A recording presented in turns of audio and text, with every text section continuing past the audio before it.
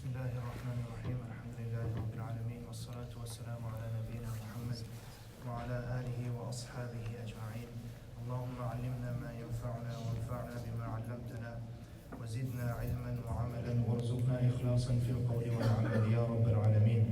All praise and thanks are towards Allah subhanahu wa ta'ala, who has blessed us again with the opportunity to be gathered here in the house of Allah subhanahu wa ta'ala.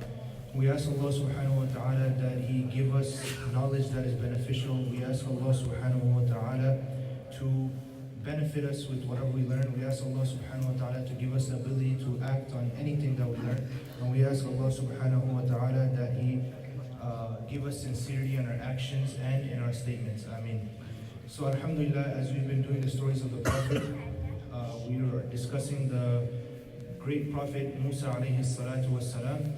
And last week we reached the point where we described the end of Fir'aun, how Allah subhanahu wa ta'ala gave Fir'aun many signs and he refused to believe any one of them until it got to a point where eventually Musa alayhi salatu wasalam made dua to Allah subhanahu wa ta'ala that Allah subhanahu wa ta'ala destroy him, and that's how it happened. Allah subhanahu wa ta'ala ordered Musa alayhi salatu wasalam to go with Banu Israel into the sea. And after they crossed, when Musa and his army came into the middle of the sea, Allah subhanahu wa ta'ala ordered the sea to collapse and Fir'aun drowned. Now, we will take off from right after this incident. What happens right after this incident? Allah subhanahu wa ta'ala tells us. He tells us in the Quran, in Surah Al-A'raf, He says, وَجَاوَزْنَا بِبَنِي إِسْرَائِيلَ الْبَحْرَ. We allowed Banu Israel to cross the ocean and be saved from Fir'aun. فَأَتَوْا عَلَى قَوْمٍ يَعْقُفُونَ عَلَى أَصْنَامٍ لَهُمْ. The first thing they did after they crossed the sea and they walked for some time, they came across a group of people. What were these group of people doing? They were worshipping idols. They were worshipping idols, they were sitting with them, they were sacrificing them. We don't know the description of what they're doing, but Allah subhanahu wa ta'ala tells us that they were worshipping these idols. Now, Banu Israel just came from being rescued by Allah subhanahu wa ta'ala.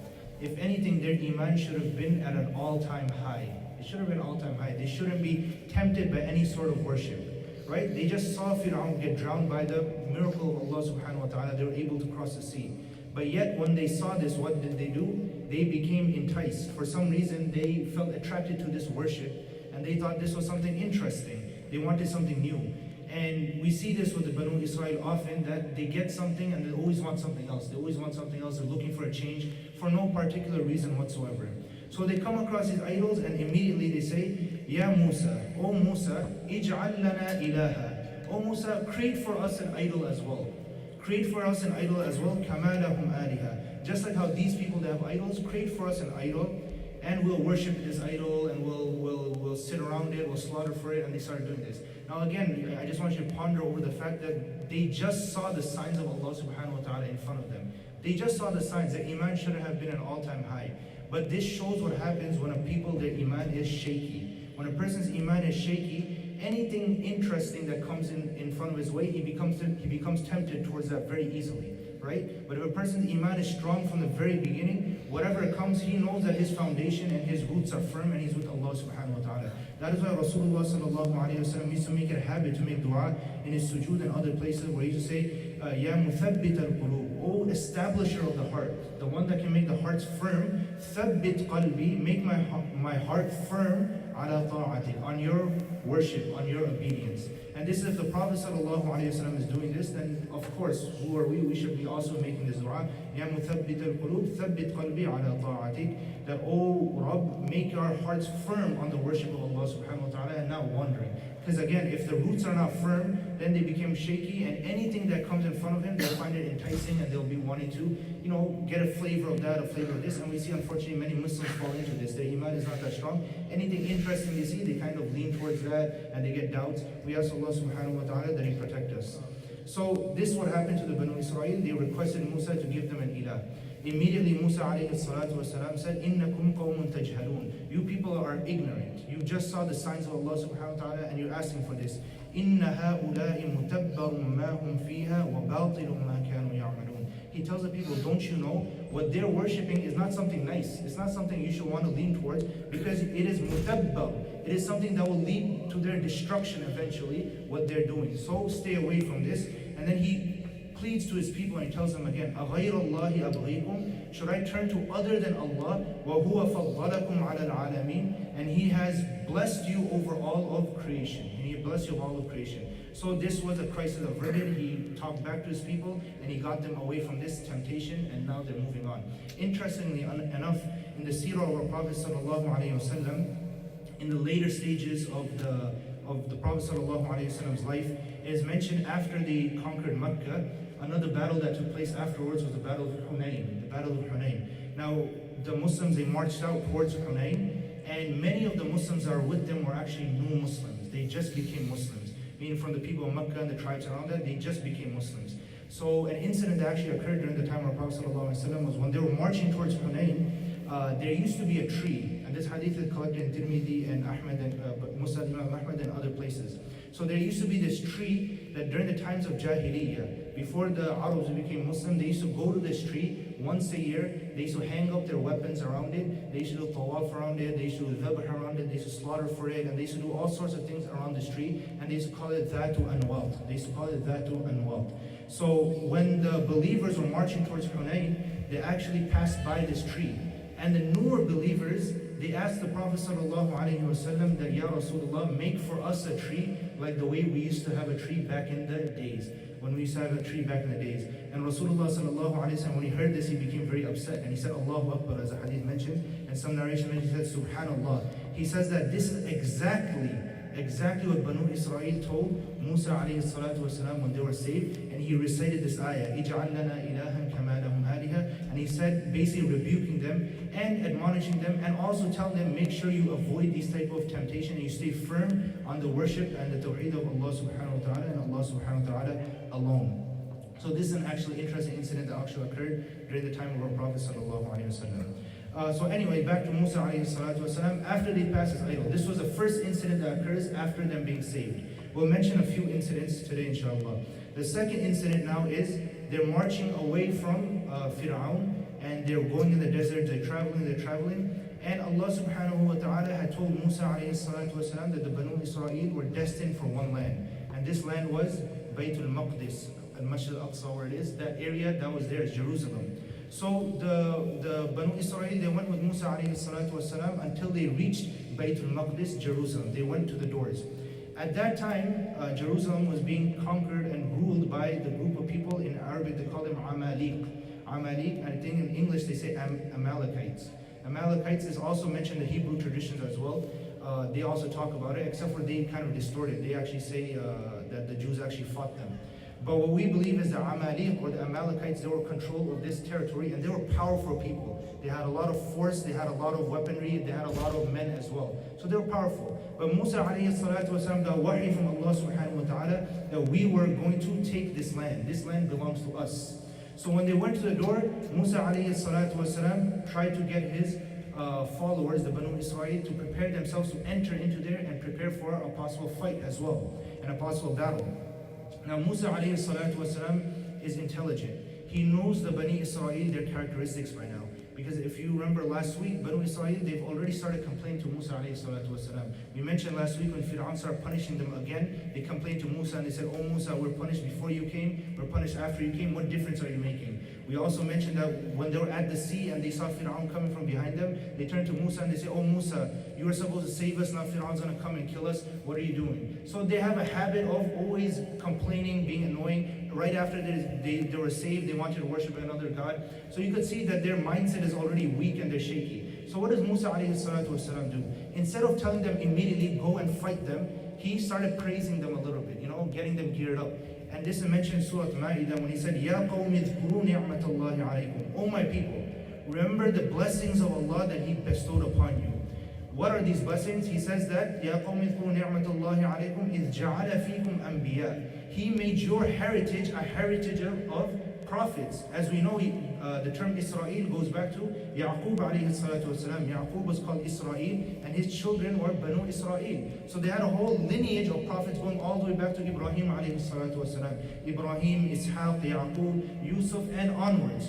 So he's saying, remember this and be proud of this. Don't be weak in your iman. Then he says, وَجَعَلَكُمْ مُلُوكًا. He also gave inside your heritage kings. And this is known that the Banu Israel, before Fir'aun came, Banu Israel themselves, they also had a lot of kings, and they will have kings, as we'll talk later on with Dawood alayhi salam and Sulaiman and onwards. And even before that, they had kings. Yusuf alayhi salatu wasalam himself was in a great power, a position of power. So he's reminding of these blessings, what? To motivate them and gear them up and have confidence in their iman in Allah subhanahu wa ta'ala, that nothing should shake you. So after he tells them, butters them up a little bit, tries to get them going, then he tells them, Ya qawmi dukhulul ard al-muqaddasa. O my people, enter the ard al-muqaddasa, the purified land, the holy land of Jerusalem. Allati kataba Allahu lakum, that Allah subhanahu wa ta'ala has written down for you. Meaning that Allah subhanahu wa ta'ala has already destined that you're going to inherit it. So don't be afraid to go inside. Allah subhanahu wa ta'ala has willed that you're going to get it. Kataba Allahu lakum. وَلَا تَرْتَدُّوا عَلَىٰ أَدْبَارِكُم. And don't turn on your backs. And if you do so, فَتَنْقَلِبُوا خَاسِرِينَ. You will become the losers. At this time, the people, they realized that inside was the Amaliq, the Banu Israel, as with their nature, they didn't even use kind words, they flatly refused Musa alayhi salatu wasalam. Allah subhanahu wa ta'ala tells us, they said, Ya Musa, O Musa, inna fiha qawman jabbarin. Don't you know in that city, they're jabbarin, they're powerful people in there, they're Amaliq, they're powerful. Wa inna lan nadkhulaha, and we will never enter there. They said, we'll never enter there, hatta yakhruju minha, until those people, they get out.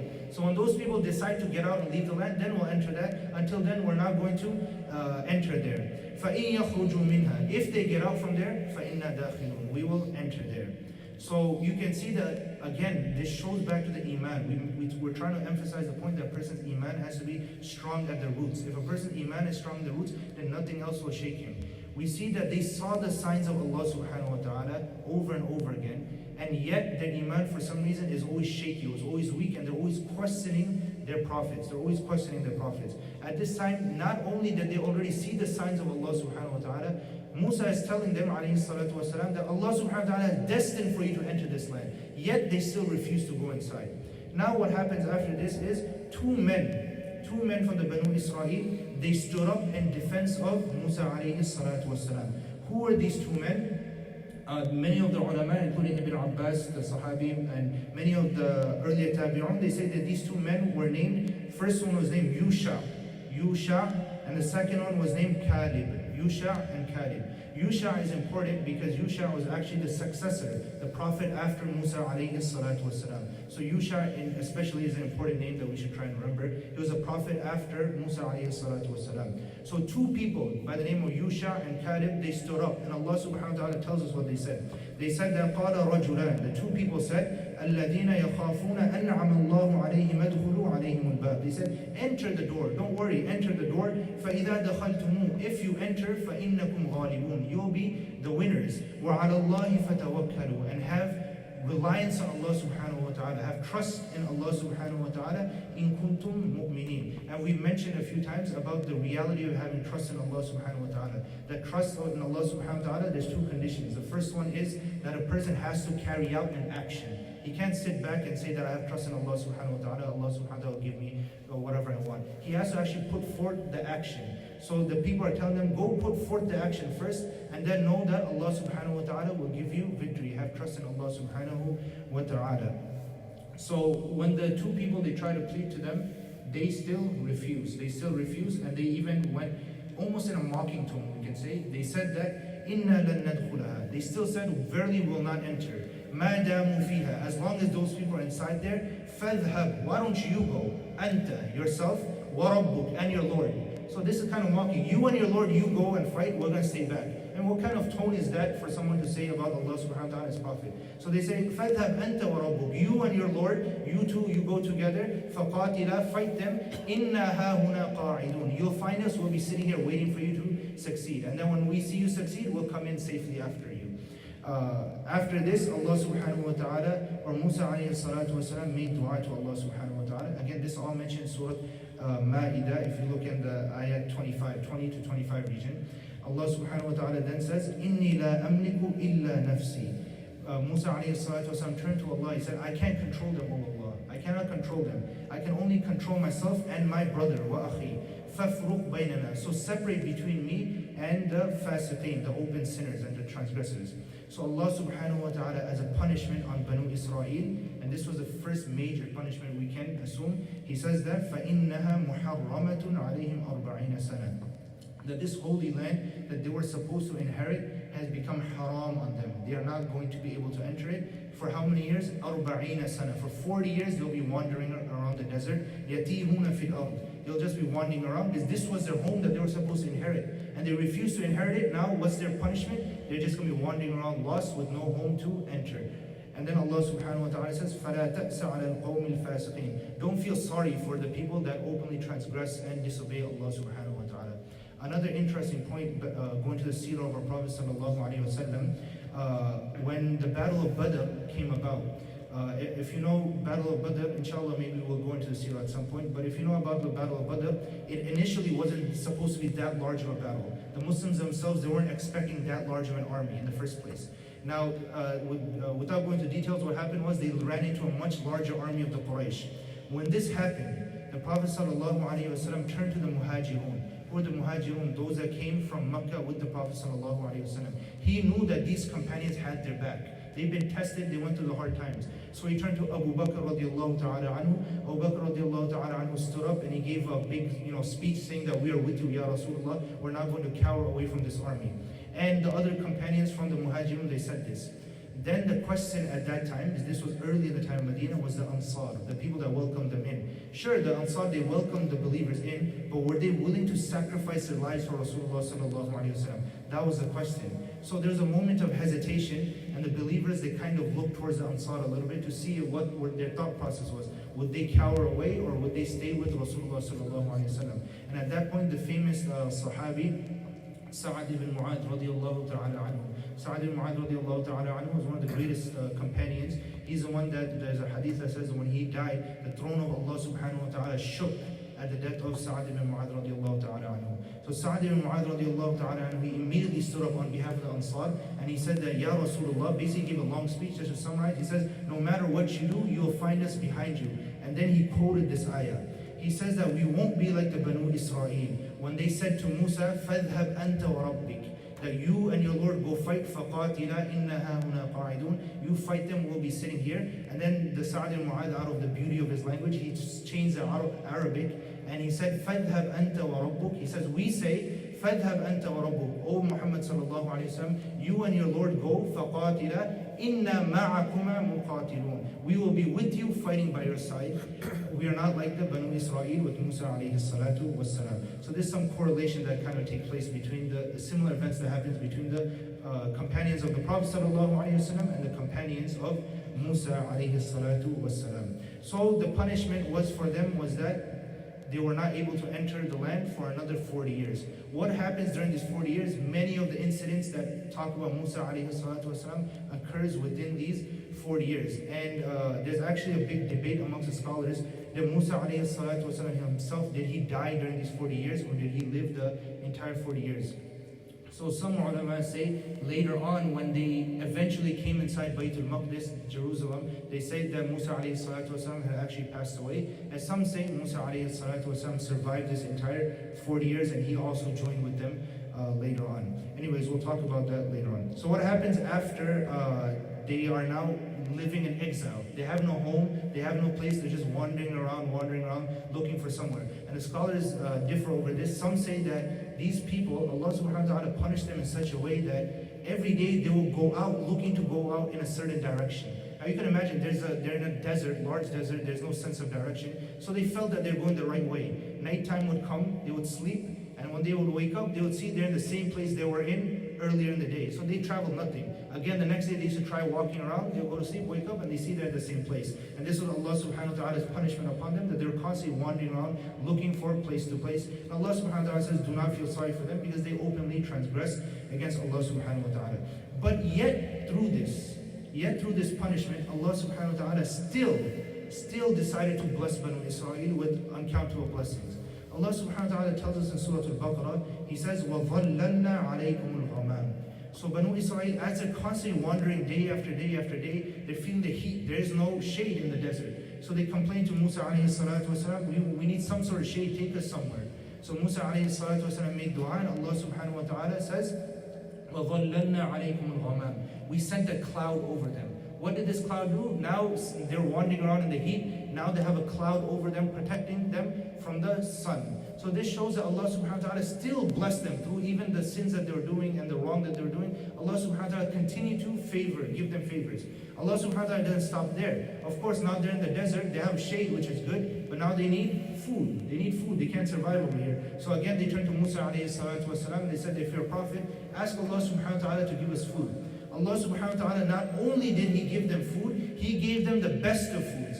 Allah subhanahu wa ta'ala says, وَأَنزَلْنَا عَلَيْكُمُ الْمَنَّ وَالسَّلْوَى. We gave them man was-salwa, the common term that you may have heard, man was-salwa. What is man was-salwa? The scholars, they differ over man in heavy disagreement what exactly is man. But we can try and summarize and say that it's some sort of sweet type of fruit. Some ulama say it was like honeydew. Some people say that it was more like an orange. Whatever the case is, it was some sort of sweet fruit that used to be very tasty and very sweet. And this was from the best of fruits. Even some scholars say that it was sent down from the heavens itself. So they had the best of fruits.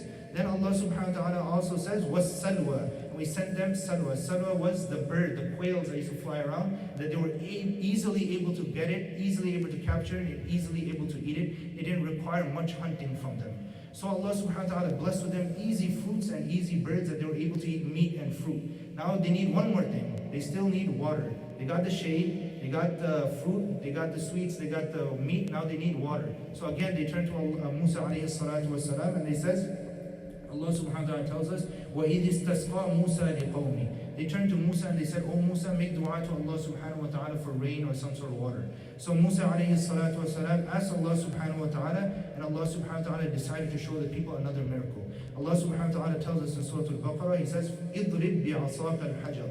Take your stick, the same stick that turned into a snake, the same stick that you hit the sea and opened up, take this same stick and now hit this rock. There was a rock there. He hit it, immediately this rock exploded. It burst open. فَانْفَجَرَتْ مِنْهُ اثْنَتَا عَشَرَةَ عَيْنًا. That 12 springs came out from the rock.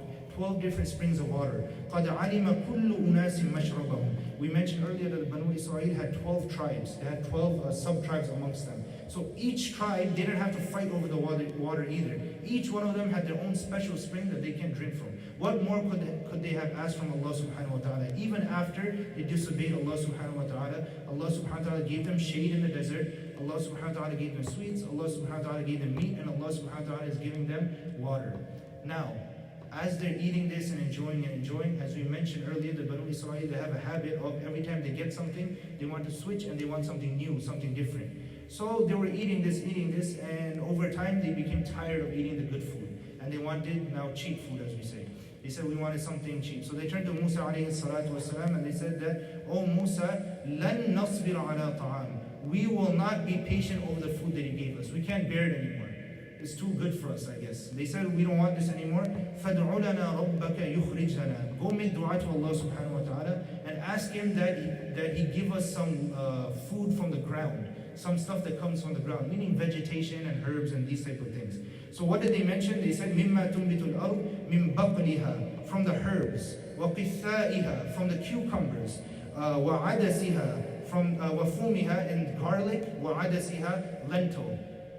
And وَبَصَلِهَا, onions. So they asked Allah subhanahu wa ta'ala for herbs, they asked Allah subhanahu wa ta'ala for cucumbers, they asked Allah subhanahu wa ta'ala for garlic, they asked Allah subhanahu wa ta'ala for onions. Why would a group of people ask this after they've been given sweets and meat? It's mind-boggling, it doesn't make any sense. But again, it shows that their iman was weak and they're always looking for one thing or another, either to annoy their prophet or just for the sake of wanting a change for no reason. And this is why Allah subhanahu wa ta'ala tells us in Surah Al-Ahzab, telling us, Ya ayyuhalladhina amanu, those that believe, La takunu kalladhina adhaw Musa. Don't be like those that always annoyed Musa alayhi salatu wasalam. They always bothered Musa alayhi salatu wasalam. They always bothered him even for no reason whatsoever. Allah subhanahu wa ta'ala tells us specifically not to have this trait. So Musa alayhi salatu wasalam, he became upset at this. He made every dua they've been asking him, he's been doing. At this point he became upset and he says, أَتَسْتَبْدِلُونَ الَّذِي هُوَ أَدْنَى بِالَّذِي هُوَ خَيْرٌ. Do you want to exchange the best of food for the worst of food?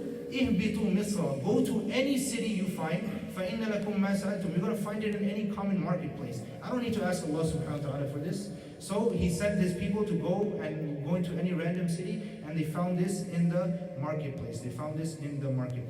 So these are some of the incidents that happened while they were wandering in the desert. The last incident that we'll talk about today is after the people are wandering around, Allah subhanahu wa ta'ala finally called Musa alayhi salatu wasalam so he can reveal to him some laws that he can give his people. So his people have a structure, his people have a sharia at this point. Before this, Allah subhanahu wa ta'ala gave Musa alayhi salatu wasalam miracles so he can save the people from Fir'aun. Now it's time Allah subhanahu wa ta'ala decided that he's going to set down a sharia, a set of laws that will govern his people. Now what happened is Allah subhanahu wa ta'ala called Musa alayhi salatu wasalam to meet him at the mountain of Tur. The mountain of Tur. Allah subhanahu wa ta'ala says, وَوَعَدْنَا مُوسَى 30 لَيْلًا. Allah subhanahu wa ta'ala himself said, we made an appointment with Musa for 30 nights. 30 nights. وَأَتْمَمْنَاهَا بِعَشْرٍ. Then after 30 nights, we increased it to 10 more nights, so it became 40 nights total. 40 nights total. Musa alayhi salatu wasalam was told to be by the mountain of Tur, worshipping Allah subhanahu wa ta'ala and doing ibadah. Why did it go from 30 to 40? So first, when Allah subhanahu wa ta'ala called Musa alayhi salatu wasalam to the mountain of Tur, he spent 30 nights straight there, worshipping Allah subhanahu wa ta'ala, waiting for the revelation of Allah subhanahu wa ta'ala to come down.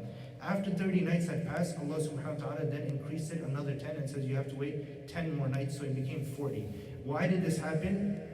Some of the ulama say Allah subhanahu wa ta'ala is showing Musa alayhi salatu wasalam the wisdom of how to gradually call people towards good. What does this mean? For example, we know during the time of our Prophet sallallahu alayhi wasallam, people used to drink alcohol, they used to drink wine.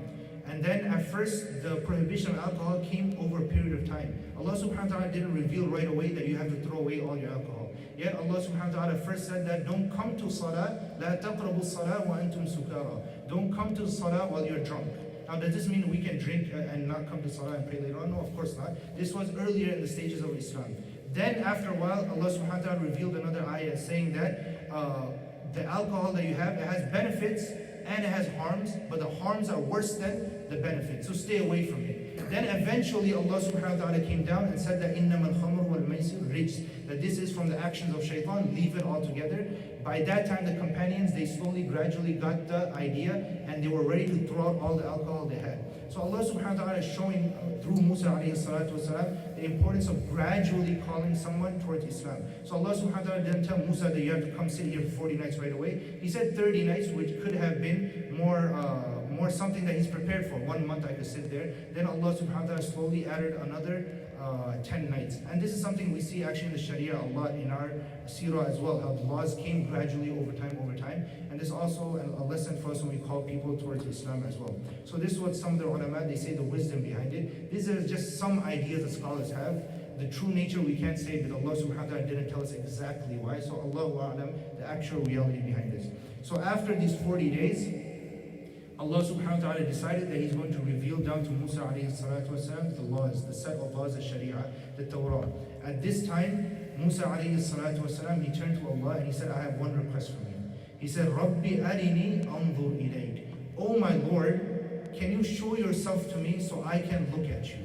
Now, some people get this misconception that Musa alayhi salatu wasalam, a'udhu billah, also was like the Banu Israel and he had weak iman. Of course, this is not what this means, a'udhu billah. What this means is that Musa alayhi salatu wasalam already had firm belief in Allah subhanahu wa ta'ala. He was already at the level where he was communicating directly with Allah subhanahu wa ta'ala. He just wanted to go one step higher. He wanted to go one step higher. So he asked Allah subhanahu wa ta'ala, oh my Lord, show yourself to me so I can look at you directly.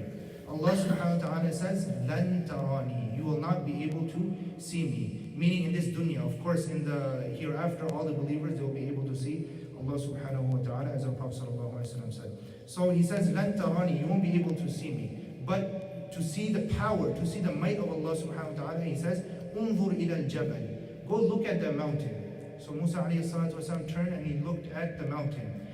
Allah subhanahu wa ta'ala says, فَإِنِ اسْتَقَرَّ, if this mountain is able to stay firm, فَسَوْفَ تَرَانِي, you will see me. Meaning Allah subhanahu wa ta'ala is saying that He will give some of His power. And if that mountain can withhold Allah subhanahu wa ta'ala's power, then you're going to be able to see Allah subhanahu wa ta'ala. Of course, the mountain cannot withstand the power of Allah subhanahu wa ta'ala. What happens? فَلَمَّا تَجَلَّى رَبَّهُ, the Quran tells us when Allah subhanahu wa ta'ala appeared in a manner which befits Allah subhanahu wa ta'ala to the mountain immediately became what? جَعَلَهُ دَكَّةً, the mountain immediately became destroyed and turned into dust in front of Musa alayhi salatu wasalam. And the power was so much, not only did the mountain collapse, Musa alayhi salatu wasalam himself became unconscious immediately. When he recovered, he realized the might and power of Allah subhanahu wa ta'ala, that it's not normal for human beings to see such a great being subhanahu wa ta'ala in this dunya. This is not appropriate for a human being. When he realized this, he immediately turned to Allah subhanahu wa ta'ala and said, Subhanak, glory be to you, O Allah. Tubtu ilayk, I do tawbah from the action that I did and what I asked you early on. Wa ana awwalul mu'minin, and you'll find me the first of all believers, ready to believe in you no matter what. So this was a test that Musa alayhi salatu wasalam, he asked to see Allah subhanahu wa ta'ala, and Allah subhanahu wa ta'ala just showed him a small glimpse of Allah subhanahu wa ta'ala's power. And the power was so strong the mountain just got destroyed, and Musa alayhi salatu wasalam himself passed out. And there's many hadith talking about the power of Allah subhanahu wa ta'ala. We'll just mention one that Rasulullah sallallahu alayhi wa sallam said. One of the hadith saying that when he went on Isra and Mi'raj, some of the companions asked him, did you see Allah subhanahu wa ta'ala in Isra and Mi'raj? Even though this is an area of debate amongst the earlier scholars, there's one narration where Rasulullah sallallahu alayhi wa sallam said, how can I see him when there was hijab, and the hijab itself was nur, was light. And Rasulullah sallallahu alayhi wa sallam said that if Allah subhanahu wa ta'ala uncovered this hijab for one instant, the power of Allah subhanahu wa ta'ala will be so much that the entire dunya will be completely wiped out. So this is the power and might of Allah subhanahu wa ta'ala. We ask Allah subhanahu wa ta'ala that He allow us to be in Jannah and be able to see Allah subhanahu wa ta'ala in a manner which is befitting Allah subhanahu wa ta'ala. Now, Allah subhanahu wa ta'ala, after this incident, He says that after trying Musa alayhi salatu wasalam, He said, Inni istafaytuka ala nas. O Musa, I have chosen you over every people, over every person. How?